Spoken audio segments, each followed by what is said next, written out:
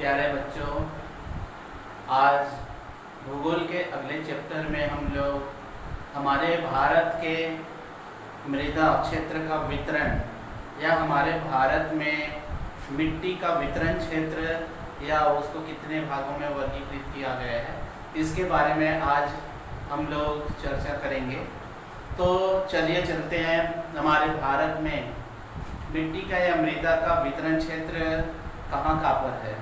वैसे तो आपको मालूम है कि भारत विभिन्नताओं का देश है, शुरू में आप लोग को बता दिया गया था। तो आज हम मिट्टी में देखते हैं या मृदा में देखते हैं इसका वितरण क्षेत्र कहाँ पर है या कितने प्रकार की मिट्टी हमारे भारत में पाई जाती है उसके बारे में। तो यहाँ पर ब्लैक बोर्ड में आपको दिखाई दे रहा है कितने प्रकार की मिट्टी पाई जाती है भारत में, उसके बारे में। तो सबसे पहले है जलोढ़ मृदा। जलोढ़ मृदा के अंतर्गत ऐसे मिट्टी जो हिमालय पर्वत से निकलने वाली 3 बड़ी नदियाँ जैसे कि सिंधु है और गंगा है, ब्रह्मपुत्र है, ये 3 नदियों के द्वारा लाए हुए अवसाद या उनके द्वारा प्रवाहित जो काप मिट्टी है वो धीरे धीरे जमाव करते जाती है और उत्तर का विशाल मैदान का निर्माण कर देती है। वो उत्तर का विशाल मैदान जहाँ पर मिट्टी का जमाव होता है वही जलोढ़ मिट्टी के रूप में पाई जाती है। ये जलोढ़ मिट्टी सबसे ज़्यादा उपजाऊ मिट्टी होती है। नदियों के द्वारा लाए हुए जो अवसाद या काप जो होता है सबसे ज़्यादा उपजाऊ प्रकार की मिट्टी होती है। तो जलोढ़ मिट्टी का जो क्षेत्र है सबसे ज़्यादा वहाँ पर सघन धान की खेती होती है, वहाँ पर जूट की खेती होती है। तो इस प्रकार से जलोढ़ मिट्टी एक उर्वरा भूमि प्रदान करती है। और इनका जो क्षेत्र है जलोढ़ मिट्टी का क्षेत्र, जैसे कि उत्तर प्रदेश है, पश्चिम बंगाल है और बिहार का क्षेत्र है, ऐसे क्षेत्र में हमारे भारत के अंतर्गत जलोढ़ मिट्टी का क्षेत्र पाया जाता है। दूसरा जो आ जाता है वो है काली मृदा या काली मिट्टी जिसको बोला जाता है। काली मिट्टी का जो क्षेत्र है वो हमारे प्रायद्वीपीय पठार, ज्वालामुखी के उद्गार, ज्वालामुखी की प्रक्रिया के द्वारा निर्मित जो भूभाग है, जैसे कि दक्कन का पठार है प्रायद्वीपीय क्षेत्र का, वहाँ पर काली मिट्टी का क्षेत्र देखने को मिलता है। जैसे कि यहाँ पर गुजरात का है, मालवा का पठार है, ऐसे जो क्षेत्र है वो काली मिट्टी का क्षेत्र आता है। काली मिट्टी बारीक महीन या चूर्ण मिट्टी होती है और ये सबसे ज़्यादा वाष्पीकृत या वाष्पीकरण या जल को अवशोषित करने वाली मिट्टी होती है। यहाँ पर सबसे ज़्यादा काली मिट्टी का जो क्षेत्र होता है उसमें कपास की खेती सबसे ज़्यादा होती है, इसलिए इसको कपासी मिट्टी भी कहा जाता है। तो यहाँ पर हमारे भारत में मिट्टी के जो वितरण क्षेत्र में, उसके बाद में जो आता है लाल पीली मृदा। लाल पीली मृदा के अंतर्गत आता है, इसके नाम से ये आपको स्पष्ट हो रहा है, लाल और पीली मृदा।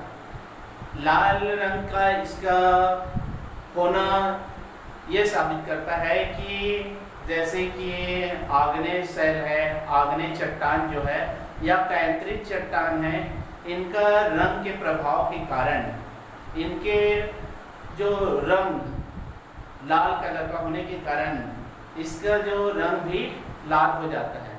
पीला कलर जल योजना के कारण इस मिट्टी का रंग भी पीला हो जाता है। इस प्रकार से लाल और पीली मिट्टी का जो रंग लाल और पीले रंग का हो जाता है। इसका जो वितरण क्षेत्र जो आता है वो है हमारा छत्तीसगढ़। छत्तीसगढ़ में सर्वाधिक लाल और पीली मिट्टी पर्याप्त मात्रा में पाई जाती है। तो इस प्रकार से ये लाल और पीली मिट्टी हमारे छत्तीसगढ़ के कई ऐसे क्षेत्र हैं जहाँ पर पर्याप्त मात्रा में इस मिट्टी का क्षेत्र पाया जाता है। इसके बाद में आ जाता है लेटेराइट मृदा। लेटेराइट मृदा जो होता है वो सर्वाधिक वर्षा वाला क्षेत्र, जहाँ पर साल भर वर्षा होते रहती है, या वर्षा वाला क्षेत्र है, वहाँ पर लेटेराइट मिट्टी पाई जाती है। लेटेराइट मिट्टी ज़्यादा वर्षा के कारण या सर्वाधिक वर्षा के कारण इसकी जो ऊपरी परत है वो धुल जाती है, ऊपरी परत धुल जाती है, उपजाऊ परत धुल जाती है। इसके कारण इसका जो उर्वरा क्षमता कम होता है। लेटेराइट मिट्टी में ह्यूमस की मात्रा कम होती है। यहाँ पर जो देखा जाता है वो है ह्यूमस, इसकी मात्रा कम हो जाती है। उसके बाद में आ जाता है पांचवा जो आता है मरुस्थलीय मृदा। मरुस्थलीय मृदा के अंतर्गत मरुस्थलीय क्षेत्र या बालवी मिट्टी जिसको बोला जाता है, बालवी मिट्टी या मरुस्थलीय मृदा इसको कहा जाता है, या शुष्क मृदा भी इसको कहा जाता है। ये क्षेत्र राजस्थान या गुजरात का जो क्षेत्र है, जहाँ पर थार का मरुस्थल है, थार के मरुस्थल वाला क्षेत्र है, वहाँ पर बालू का ढेर और बालू के कारण यहाँ के जो मिट्टी है वर्षा के जल को अवशोषित करने में सक्षम नहीं होती है, और बालू की प्रधानता के कारण ये मिट्टी ज़्यादा उपजाऊ नहीं होती है। यहाँ पर मोटे अनाज की खेती या सिंचाई की सुविधा के आधार पर इस मिट्टी पर पैदावारी ली जा सकती है। तो इस प्रकार से मिट्टी के वितरण क्षेत्र में मरुस्थलीय मृदा भी हमारे भारत के जो पश्चिमी भाग है उस भाग में देखने को मिलती है। उसके बाद में आ जाता है छठवां पर्वतीय मृदा। पर्वतीय मृदा जो होता है वो पर्वतीय क्षेत्र, जैसे कि हिमालय का जो क्षेत्र है, हिमालय के क्षेत्र के तराई वाला जो भाग है वहाँ पर इस प्रकार की मृदा पाई जाती है। यहाँ पर सीढ़ी नुमा खेत बनाकर इन भागों में कृषि कार्य किया जा सकता है। सीढ़ी नुमा खेत बनाने से यहाँ पर अपरदन की क्रिया बहुत कम होती है और कई प्रकार की फसलें या चाय बागान के रूप में यहाँ पर कृषि कार्य किया जा सकता है। हिमालय के जो तराई क्षेत्र है इन भागों में, या पर्वतीय जो क्षेत्र है कुछ ऊपरी भाग है, वहाँ पर इस प्रकार की पर्वतीय मृदा पाई जाती है। तो इस प्रकार से हमारे जो भारत में मृदा के वितरण जो क्षेत्र है, मिट्टी का वर्गीकृत किस प्रकार से किया गया है इसके बारे में अब हम लोग चलते हैं कि मृदा या मिट्टी के कटाव या मृदा अपरदन या भूक्षरण या मिट्टी का अपरदन किस प्रकार से हो रहा है, या मिट्टी का कटाव किस प्रकार से हो रहा है, या मृदा का अपरदन किस प्रकार से आज हमारे भारत में हो रहा है, उन बातों को आप जानने का प्रयास करेंगे। तो चलिए बच्चों, मिट्टी का कटाव या अपरदन किस प्रकार से होता है। पहला जो है वनों की कटाई। आज देखा जा रहा है तो अंधाधुंध पेड़ों के वृक्षों की कटाई के कारण आज मिट्टी की कमी होती जा रही है, क्योंकि वृक्ष मिट्टी को पकड़कर या जकड़ कर रखती है। वृक्षों के जड़ जो है वो मिट्टी को जकड़ कर रखती है और उसको अन्यत्र स्थान जाने से वो रोक देती है। लेकिन आज देखा जा रहा है तो मिट्टी का जो कटाव तेजी से होते जा रहा है, उसका जो प्रमुख कारण है वो वृक्षों की कटाई तेजी से आज विभिन्न कारणों के लिए या विभिन्न प्रकार के उपयोग के लिए आज वनों की कटाई किया जा रहा है, जिसके कारण आज भूमि का अपरदन या भूक्षरण तेजी से होते जा रहा है। तो इस प्रकार से वनों की कटाई के कारण हमारा मृदा या अपरदन की क्रिया तेजी से होती जा रही है। दूसरा जो आता है पशु चराई। आपको पहले भी बता दिया गया है कि भारत सबसे ज़्यादा पशु पालक देश है। पशुओं की संख्या हमारे भारत में ज़्यादा है और उनके चारागाह के लिए दूर दराज में या पहाड़ी क्षेत्र में या समतल मैदान वाले क्षेत्र में उसको ले जाया जाता है। वहाँ पर घास फूस और वनस्पतियों से उन पशुओं को चारे की प्राप्ति हो जाती है। तो सबसे ज़्यादा पशु चराई के कारण आज मिट्टी का अपरदन या भूक्षरण तेजी से हो रहा है। जैसे कि देखा जा रहा है तो पशु की अति चराई के कारण उनके खुर, उनके जो पाँव होता है, उनके जो खुर होता है उसमें मिट्टी चिपक कर अन्यत्र स्थान चली जाती है और वो भाग जो है धीरे धीरे अनुपजाऊ हो जाता है। बार बार उन पशुओं की चराई के कारण, बार बार वहाँ पर पशुओं के जाने के कारण वो जो भूमि है या उस भूमि की जो ऊपरी परत है वो धीरे धीरे नष्ट होते जाती है। उनकी जो उपजाऊ क्षमता है वो नष्ट होते जाती है। उपजाऊ परत होती है वो पशुओं के खुरों के साथ में अन्यत्र चला जाता है और ऐसे जो भूमि है वो बंजर भूमि के रूप में बदल जाती है और वहाँ पर कुछ भी पैदावारी नहीं किया जा सकता। इसलिए पशु चराई के कारण भी आज मिट्टी का अपरदन या मिट्टी का क्षरण होते जा रहा है।